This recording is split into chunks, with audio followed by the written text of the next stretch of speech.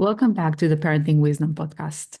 Today I'm going to talk about the reasons why we've lost our meaning as a society and how that impacts our children. So, in the past, our society was very hierarchical. It was very clear that there is an authority figure. We have to respect that authority figure, whether that was the parent, the teacher, the police officer, the president. There was complete respect towards those figures, and nobody really questioned their role.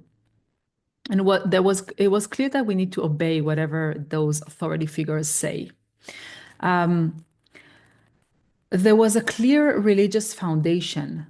Many people were affiliated to some kind of religion, and that gave them their moral compass. And many of the religions were structured in a very hierarchical way as well, and gave a very clear rule and a structure of how you should live your life, what is right or what is right and what is wrong, and what it means to be a good human being, what is what is moral and what is immoral. So it gave us a very clear and it gave us a very clear foundation of what it means to be a human and what it means to be part of our society.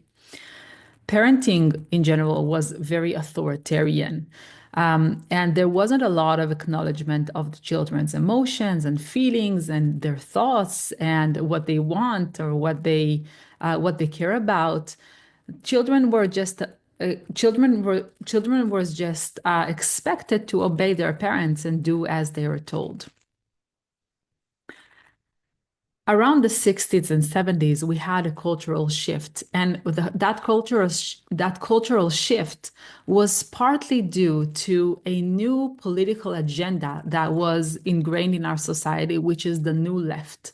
And the new left is different from the old left in the way that instead of talking about class struggles and labor rights and socialism, it started to talk about race and gender, lifestyle, and just this the notion of equality and freedom for all. The New Left talked about challenging the traditional authority.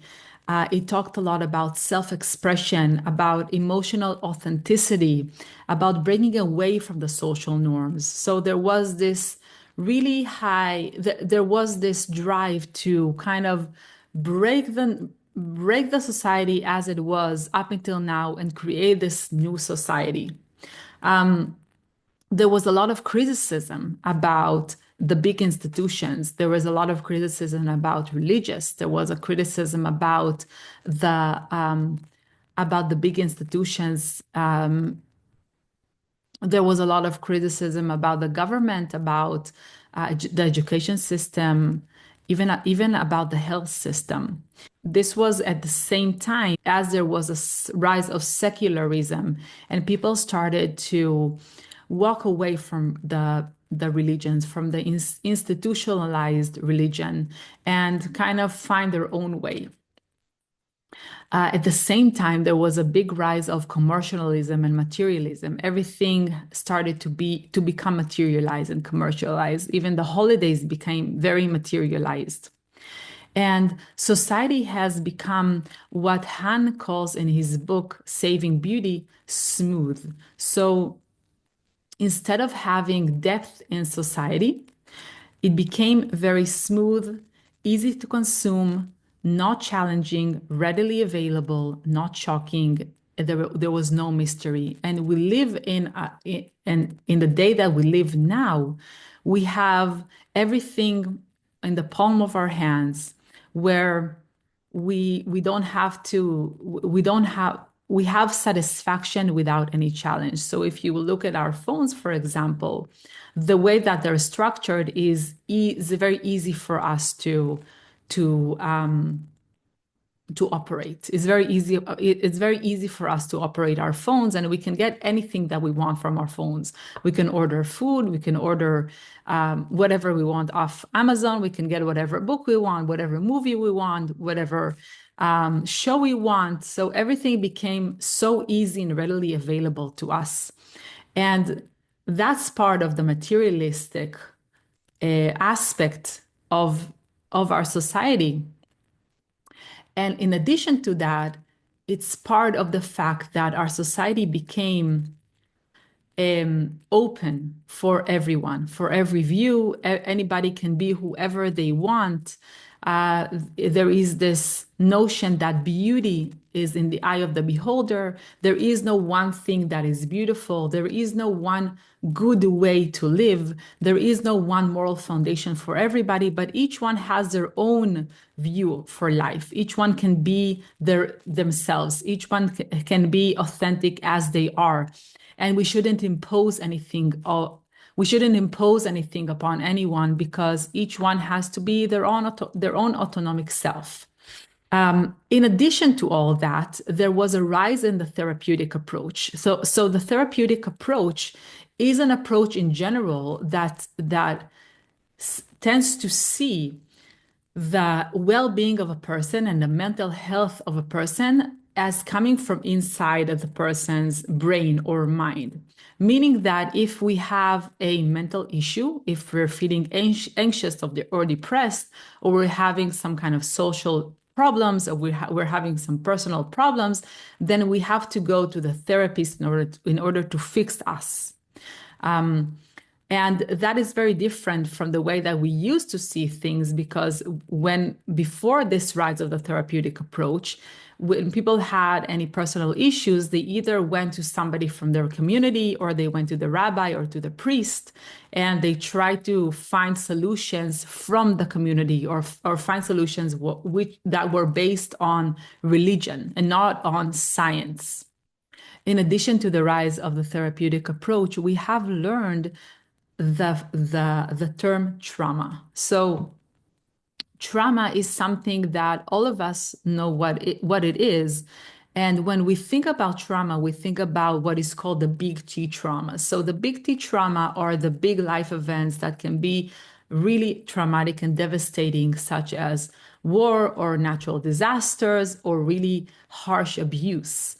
But we were also introduced to the term small T traumas, and the small T traumas are just regular normal life events that happens to any person, such as harsh criticism or shame, or being bullied at school, or facing a very difficult challenge, or just not being able to be yourself. So that type of small T trauma can also be traumatizing for a person. And we started in general to see humans and children specifically as fragile, meaning that we have adopted the notion that what doesn't kill you makes you weaker. And this comes from Jonathan Haidt's book, The Coddling of the American Mind. And we have started to believe that children should be shielded from discomfort, distress, adversity, and struggle. We have adopted a very child-centric approach in general in our society, and specifically in parent, meaning that kids' needs need to be accommodated. We need to consider children's feelings. We need to take into consideration their opinions, and we need to respect the children's autonomy. In addition to all that, there was a rise of safetyism. So this is related to our belief that children are fragile. The notion of safetyism is another term coined by Jonathan Haidt. So Jonathan Haidt talks about the fact that our culture started to emphasize emotional and physical safety. So it's not just that we need to keep our children safe from physical things, we also have to keep them safe from emotional hurt. Emotional hurt can be ideas that can hurt them.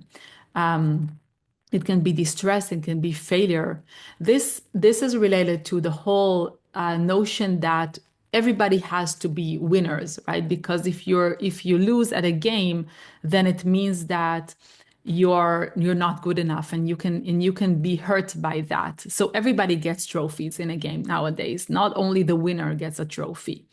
And it's related to the idea that we should put trigger warnings on things that we post on social media because people can be hurt by the content. This is also related to the fact that there was a very big decline in free play and unsupervised play because parents started to worry that their kids are going to get hurt physically, and, and there is this huge fear of child abduction in our society, which leads parents to just keep their kids home inside and mostly in front of a screen. So all these changes in our society impacted our parenting in three different ways. So first of all, because many of us were raised in an authoritarian household, we swung to the other side and we became much more permissive as parents. And permissiveness means that we have very low expectations from our children. We give them high support. We're there for them all the time, but we have low expectations from them. The authoritarian view, on the other hand, was very low support and high expectations from our children. So we went to the completely other side of permissiveness. We also adopted a very therapeutic approach in our parenting, meaning that we think that as parents, we need to be so attuned to our children's feelings. We need to know what's going on in their mind. We need to help them overcome their feelings, but it's not overcome their feelings in a way of acknowledging feelings and moving on. It's in a way of dwelling in the emotions and giving feelings a very big and giving feelings a lot of our attention during the day, helping our kids naming their feelings and showing them that their feelings matter, and we need to be very much attuned to their feelings. We started to believe that empathy is the parent's superpower. Being empathetic towards our kids is something that should lead us as parents, meaning that if we see that our kids are under distress, if they're fearful, if they feel hurt, if they feel frustrated, then we need to accommodate that, basically, because we are empathetic towards our children. So empathy became something that leads us as parents. We are really trying to avoid harsh criticism and shaming our children. We're really trying to be the exact opposite from our parents. And in addition to that, we have adopted a kind of judgment-free parenting, meaning that because we live in a society that believes that every person's voice matters, then and each one has to be themselves and has to have the freedom to express themselves and be who they truly are from the inside. We are avoiding judging our children because maybe our judgment is not the right one, right? Who am I as a parent to judge my children? They know what is the best for them. So just to summarize this, we have become more permissive as parents. We have adopted the therapeutic approach in our parenting, and we try to be judgment-free parents. All of these ideas in and of themselves are not bad, right? I mean, we do want to be attuned emotionally to our children. We do want to hear them out. We do want to take them into consideration with the decisions that we make. We do want them to know how to know themselves and know their feelings and acknowledge their feelings. I'm not saying that this is a bad trend. I'm just saying that what happened is that we have started to focus our parenting only on that, and we are missing the bigger picture. The results that we see from that are really devastating for kids. So nowadays we have a generation that has more anxiety and depression than any other generation. There is a huge rise in suicide attempts and rise in suicide in general. This generation has a failure to launch. They don't leave their parents' house. They feel insecure. They're not getting jobs. They're not even trying dangerous things such as drugs and alcohol, which you may think that is a good thing. But on the other hand, sometimes as a teenager and a young adult, you have to try different things in order to know what is wrong and what is not for you. And our children are not even doing that. And in addition to that, our children nowadays are are facing an identity crisis. They don't know who they are. They don't know what they represent. They don't know what is right and what is wrong. And they don't know what they belong to.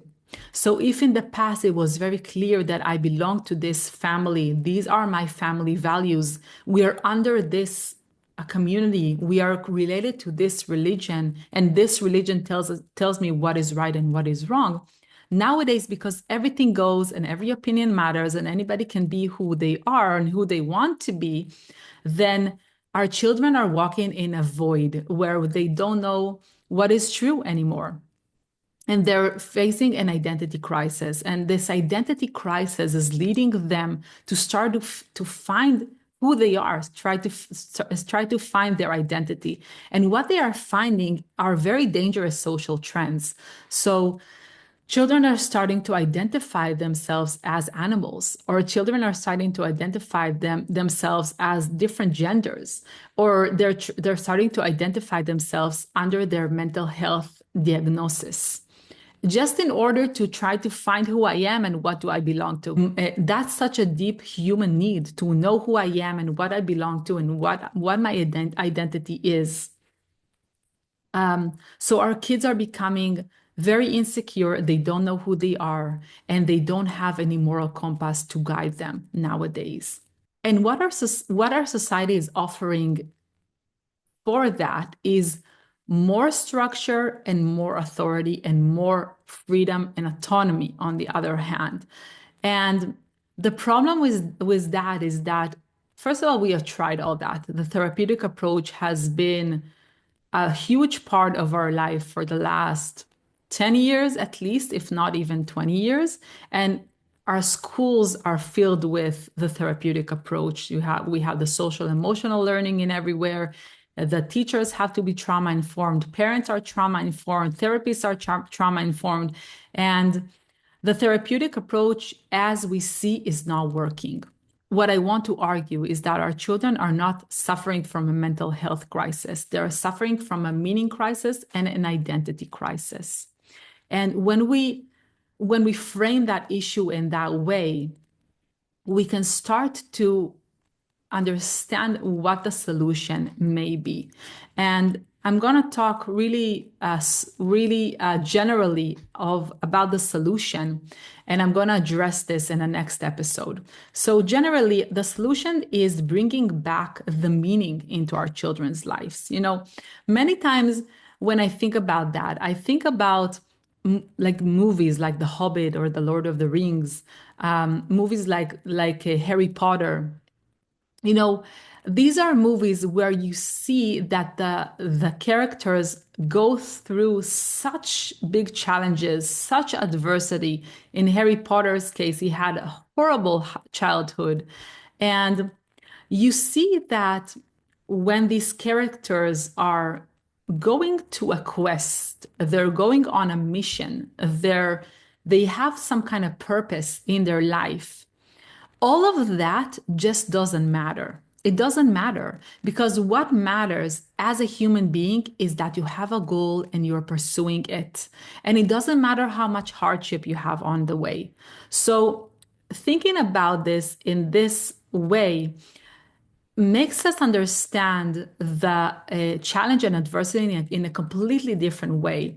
And I want to offer a few solutions that as I said, I'm gonna expand on them in the next episode. So we want to create meaning in our kids' lives in 5 ways. The first is we want to give our children a sense of belonging. The second one is we want to have our children participate in life in a meaningful and real way. The third is that we want to guide our children to pursue what is meaningful for them. And the fourth one is that we want to adopt a mindset when we parent our children that our children are anti-fragile and that there is such a thing as post-traumatic growth, meaning that trauma doesn't create PTSD. right? It actually creates growth in a person. And the fifth one is that we want to reestablish our parental authority. I'm going to talk about all these points in our next episode, and so tune in for that next week. I hope this made sense to you. If you have any questions, if you have any ideas or suggestions, or you just want to raise a concern about something that I said, please feel free to email me at efrat@efratamira.com. That's efrat@efratamira.com. I'll be happy to hear from you. Talk to you next week.